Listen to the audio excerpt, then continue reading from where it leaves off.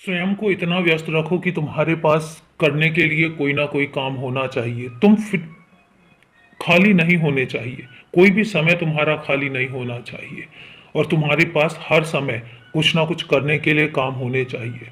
तुम्हारे कर्म होंगे और मेरा साथ होगा और उसके बाद तुम्हारे हर रास्ते को मैं आसान करता चला जाऊंगा।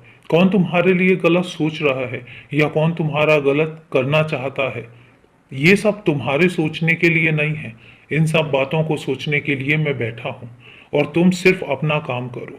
तुम्हारे कर्म, तुम्हारा चमकता हुआ भविष्य तुम्हारा इंतजार कर रहा है। इसलिए तुम इन सब बातों पर ज्यादा ध्यान दिया ही मत करो। तुम्हारे साथ साथ हर कदम पर तुम्हारा बाबा चलता है, जो तुम्हारे लिए बहुत कुछ सोच चुका है। तुम्हारे भाग्य में क्या लिखा है और आगे क्या होगा, इसकी योजनाएं तुम मत बनाओ।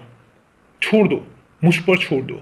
ये सारी योजनाएं मैं बनाऊंगा और उसके बाद तुम्हारे भाग्य को मैं लिखूंगा।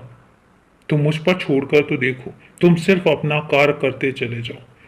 भगवत गीता में एक वाक्य है कि तुम सिर्फ कर्म करो, फल की इच्छा मुझ पर छोड़ दो। वही मैं तुमसे कहता हूं कि तुम सिर्फ कर्म करो।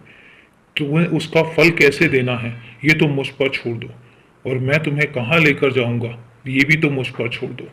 तुम्हें क्या दूंगा, कितना दूंगा, कब दूंगा, ये सब तुम सुनिश्चित मत करो।